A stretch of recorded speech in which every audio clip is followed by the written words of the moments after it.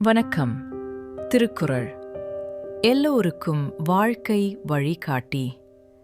எந்த வயதிலும் எந்த நிலைமையிலும் இது நம்மை மெதுவாக நல்லதொரு பாதைக்கு அழைத்துச் செல்லும் நெறி. நாள் ஒன்றுக்கு 2 நிமிடம் மட்டும் கேளுங்கள். புரியாவிட்டாலும் பரவாயில்லை, நடைமுறைப்படுத்த முடியாவிட்டாலும் கவலையில்லை. கேளுங்கள், மெதுவாக உங்கள் மனதில் ஒரு மாற்றம் உருவாகும். கடினமான நேரங்களிலும் கூட அது உங்களை அமைதியாக தூக்கும். உங்கள் வருகைக்கு நன்றி. லைக் பண்ணுங்கள், சப்ஸ்கிரைப் பண்ணுங்கள். வாங்க, இன்று நம்ம திருக்குறளை தொடங்கலாம். இன்றைய குறள் அதிகாரம் 8 அன்புடைமை. குறள் எண் 78. வணக்கம்.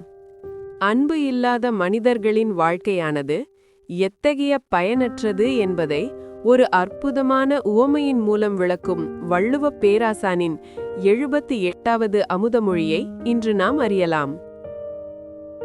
அன்பகத்தில்லா உயிர் வாழ்க்கை வன்பார்க்கன் வற்றல் மரம் தளிர்த்தற்று. மனதில் அன்பு இல்லாத ஒருவனுடைய வாழ்க்கை வறண்ட பாலை நிலத்தில் காய்ந்து போன ஒரு மரம் மீண்டும் தளிர்ப்பது போன்ற பயனற்ற செயல் என்கிறார் வள்ளுவர்.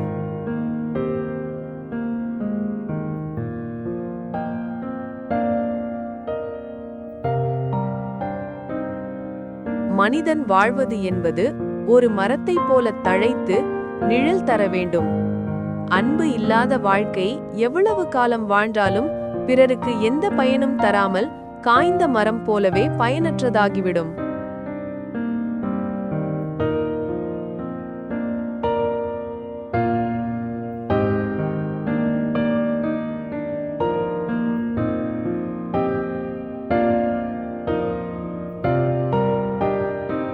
அன்பை பயிரிட்டு வாழாதவர்களுடைய வாழ்க்கை உழைப்புக்கு பலனில்லாத பாலை நிலத்தில் பயிர் செய்வது போன்ற வீண் முயற்சியாகும் என்பதை இக்குறள் அழுத்தமாக உணர்த்துகிறது.